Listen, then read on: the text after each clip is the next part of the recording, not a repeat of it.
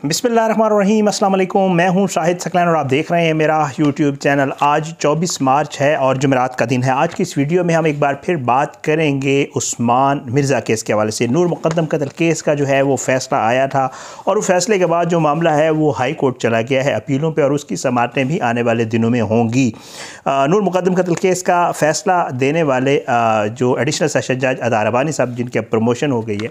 वो जो है इस केस का भी फ़ैसला सुनाएंगे। उन्होंने जो है इस केस का ट्रायल किया था और तकरीबन 5.5 माह के करीब जो है ये ट्रायल चला था और इस केस का फ़ैसला भी कल यानी कि जुम्मतुल मुबारक वाले दिन सुनाए जाने का इम्कान है और कवी इम्कान है। अब ये किस वक्त सुनाया जाएगा इंशाअल्लाह कल सुबह ही पता चलेगा, बट कहा यह जा रहा है कि इस केस का फ़ैसला कल सुना दिया जाएगा, जो हमारी इत्तलात हैं। उस्मान मिर्ज़ा केस बहुत अहमियत का हामिल है क्योंकि इस केस में एक लड़की और लड़के को जिनसी तशद्दुद का निशाना बनाया गया था और उस जिनसी तशद्दुद का इस तरह के जी उनको बरहना किया गया था, लड़की को भी और लड़के को भी, और उनकी वीडियोस भी बनाई गई थी और लड़के और लड़की के बयान के मुताबिक उन्हें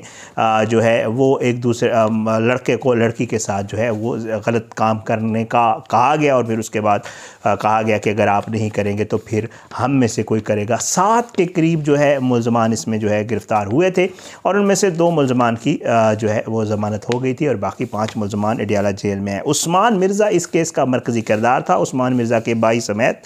3 लोग जो है इस केस में फ़रार भी और इश्तहारी भी हैं।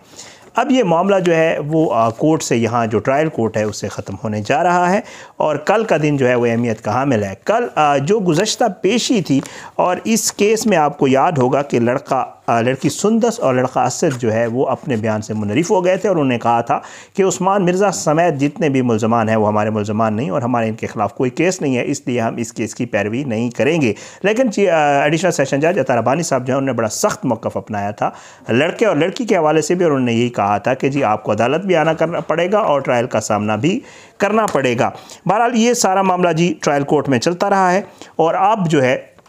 उम्मीद यही है कि इस केस के हवाले से भी आने वाले दिनों में जो है वो बहुत अहम खबरें आने वाली हैं और कल जो है एक्सपेक्ट किया जा रहा है कि इस केस का फ़ैसला भी आएगा। अब गुज़श्ता समाअत के ऊपर क्या हुआ इसके हवाले से थोड़ा सा आपको बता देता हूँ। आपको याद होगा ये वाक़या जो है जब ये केस चला था तो उसके हवाले से ये बताया गया था कि ये वाक़या जो है वो है नवंबर 2019 का 18-19 नवंबर 2020 का। लेकिन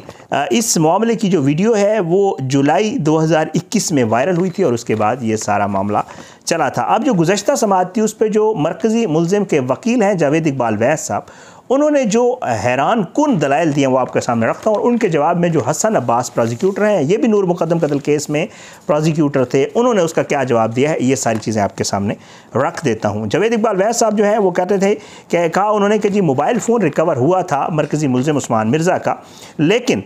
ये जो IMEI नंबर था, IMEI नंबर जो होता है आइडेंटिफिकेशन नंबर जो होता है मोबाइल का, वो डिफरेंट है और ये वो मोबाइल नंबर है ही नहीं। IMEI नंबर उस मोबाइल का है ही नहीं जो उस्मान मिर्ज़ा का था, जो उस्मान मिर्ज़ा की और जिससे ट्रेस भी हुआ वाक़या और जिससे वक़ूआ का भी पता चला ये वही मोबाइल था, लेकिन उनके वकील के मुताबिक इसका IMEI नंबर मैच नहीं हो रहा। आगे वो कहते हैं कि जी जो मरकज़ी मुल्ज़िम उस्मान मिर्ज़ा यानी उसके जो क्लाइंट हैं उनकी वक़ूआ पर मौजूदगी कहीं साबित नहीं कर सकी प्रोसिक्यूशन। आगे चल के वो कहते हैं कि जी जो लड़के और लड़की का जो 164 का 164 का जो मजिस्ट्रेट के सामने बयान है वो भी बदनीयती के ऊपर मबनी था। उसके बाद जावेद इकबाल वैस साहब कहते हैं कि जी शनाख्त परेड जो की गई थी उस्मान मिर्ज़ा और दीगर मुल्ज़मान की वो भी जो है प्री प्लान्ड थी और वो प्लांटेड थी। तज़ादात के बाद जो गवाह हैं प्रोसिक्यूशन से जो की तरफ से जो पेश किए गए थे उनके आपस के जो बयानात हैं उनमें बहुत ज़्यादा तज़ादात हैं, तो इस वजह से उनकी गवाहों की गवाही की कोई अहमियत जो है वो बाकी नहीं रह जाती। अब तफ्तीशी अफसर को वीडियोज़ जो है उसके हवाले से भी उन्होंने कहा कि जी तफ्तीशी अफसर को जो वीडियोज़ दी गई थी वो कहीं और से दी गई थी और ये वीडियोस उससे जो तफ्तीशी अफसर ने कहा था कि मैंने कहीं देखी, फिर यूएसबी में डाउनलोड करवाई और जो है वो सारा मामला वो कहते हैं ऐसा कुछ नहीं है, ये इनको कहीं और से दी गई थी। फिर उसके बाद कहा गया कि जी वीडियोस देने की डेट्स के हवाले से आपको एक वीडियो में मैंने बताया था कि उसमें भी थोड़ा सा जो है तजाद है। तो कहना है कि जी 2 वीडियोस 1 तारीख को 7 को दी गई और 9 को 2 वीडियोस दी गई और FIA की रिपोर्ट भी जो है उसके मुताबिक ये जावेद इकबाल वैस साहब ने कहा कि जो ट्रेंड बना था ट्विटर के ऊपर वो 10 जुलाई को उस्मान मिर्ज़ा का ट्विटर ट्रेंड बना था और हैरान कुन तौर पर उस्मान मिर्ज़ा की गिरफ़्तारी जो है वो 7 जुलाई को या 6 जुलाई की रात को डाल दी गई थी। अब इसके ऊपर जो हसन अब्बास साहब हैं उन्होंने क्लियरेंस दी कि जी ने FIA की रिपोर्ट क्योंकि 18 जुलाई को FIA नहीं बनाई थी और FIA को 7 दिन का डेटा मिलता होता है पिछले, इसलिए 10 जुलाई लिखा हुआ है, वरना ये रिपोर्ट पहले की है। बहरहाल जी जावेद इकबाल वैस साहब कहते हैं कि जी वही कि जी 10 जुलाई को ट्रेंड चला और 6 को गिरफ्तारी हुई, हैरान कुन है। और फिर शेख क़यूम वाला जो मामला है जिसके ऊपर उस्मान मिर्ज़ा ने अदालत में जब मुझसे बातचीत की थी उसने कहा था शेख क़यूम के साथ मेरा इशू था जिसकी वजह से सारा प्लान किया गया। शेख क़यूम को वो कहते हैं कि जी उसने 2 जुलाई को दरख्वास्त दी थी और उसमें भी उसने वीडियोज़ का जिक्र कर दिया था, हालांकि ये वीडियोस तो 6 जुलाई को और गिरफ्तारी भी 6 जुलाई के, तो शेख क़यूम को इन वीडियोस के हवाले से पहले से कैसे पता था। और पुलिस ने जो है शेख क़यूम को बचाने के लिए, जिसने पैसे देने थे उस्मान मिर्ज़ा के 3 करोड़ के करीब उस्मान मिर्ज़ा के मुताबिक, और चेक उसका बाउंस हो गया था, उसको बचाने के लिए पुलिस ने यह सारा मामला किया है। और उन्होंने कहा कि वीडियोस तो आपको पता है पूरे पाकिस्तान में बनती भी हैं, एडिट भी होती हैं। फिर उन्होंने पॉलिटिकल वीडियोस का भी हवाला दिया कि जी नवाज़ शरीफ की, जरदारी की, बिलावल भुट्टो की, इनकी वीडियोज़ भी बनती हैं। तो इस वजह से जो है ये सारा मामला हुआ है और ये वीडियो एडिटेड वीडियोज़ हैं। फिर वो कहते हैं कि सोशल मीडिया का प्रेशर भी था और लड़की जो है उसने भी अपने बयान में झूठ बोला है। उसके हवाले से कहा गया कि जी वो पहले फैज़ाबाद आई और फिर उसके बाद वो लाहौर से आई थी और फिर उसके बाद पता चला कि वो यहीं थी, वो तो कहीं और की थी नहीं। तो इस वजह से वो कहते हैं कि उसके बयानात पे भी तज़ाद था और पुलिस की जो तफ्तीश है वो भी तज़ादात से भरपूर है और इसमें एक दूसरे से लिंक्स नहीं मिलते हैं। जावेद इकबाल वैस साहब ने दरख्वास्त की अदालत से कि जी मेरे जो मुल्ज़मान हैं ये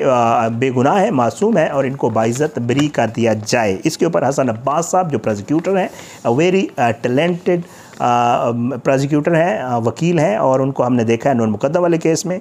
माशाअल्लाह वो अच्छे वो करते हैं। उन्होंने दलाइल दिए कि जी वीडियोज़ जो है वो ट्विटर पर वायरल हुई, बहुत जल्दी होती हैं। FIR की कापी उन्होंने अदालत को दी, जो चेक वाली FIR थी उसकी, और उन्होंने कहा कि जी दुरुस्त मालूम ये FIR नहीं होती, वीडियो एक ही है। उन्होंने कहा, ये कह रहे थे कि 4 वीडियोज़ दी गई, ऐसा कोई नहीं है, वीडियो एक ही है और उसके मुख्तलिफ क्लिप्स बनाए गए थे, इसलिए वो 2 दफ़ा दी गई। फिर वो कहते हैं कि जुर्म जो है, इन्होंने कहा कि लड़का और लड़की मुनहरिफ हो गए हैं, तो ये जुर्म जो होता है वो किसी इनफरादी शख्स के ख़िलाफ़ नहीं होता बल्कि ये सोसाइटी के ख़िलाफ़ होता है। तो अगर लड़का और लड़की मुनहरिफ हो भी गए तो सोसाइटी जो है वो उसके ख़िलाफ़ ये सारा कुछ हुआ है। लड़के और लड़की ने जो है वो कहते हैं कि लड़के और लड़की ने जो वो कहते हैं कि जी वक़ूआ जो है वो हुआ है, क्योंकि लड़के और लड़की ने भी अपने बयानात में कहा है कि जी हम थाने भी गए और बहुत सारी और भी चीज़ें उस हवाले से, और फिर मुल्ज़मान ने भी कहा कि जी हम थाने गए, तो वक़ूआ होने को किसी ने जो है वो निगेट नहीं किया। वीडियो में जी वो कहते हैं कि जी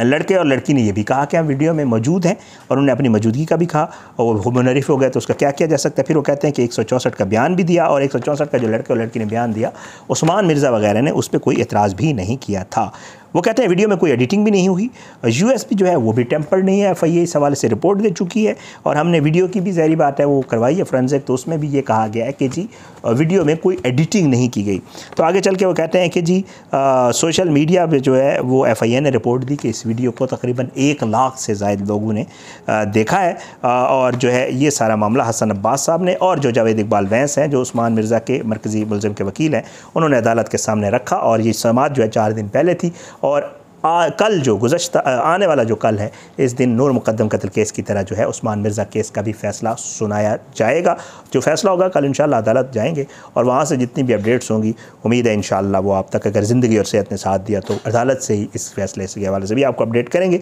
बहरहाल अपनी दुआ में याद रखा करें, आप लोगों ने बहुत ज़्यादा कमेंट्स में लिखा हुआ था कि उस्मान मिर्ज़ा केस के ऊपर जो है वो वीडियो करें। बहरहाल ये अपडेट थी जी, ये केस ख़त्म हो गया और अब इंशाअल्लाह इसका फ़ैसला कल आने वाला है। मुझे इजाज़त दें, अपनी दुआ में याद रखा करें। अल्लाह पाकिस्तान कामयाब नासिर और इसके खिलाफ साजिशें करने वालों को नज़र नाबूद करें। आमीन सुम्मा आमीन। पाकिस्तान जिंदाबाद। अल्लाह हाफ़िज़।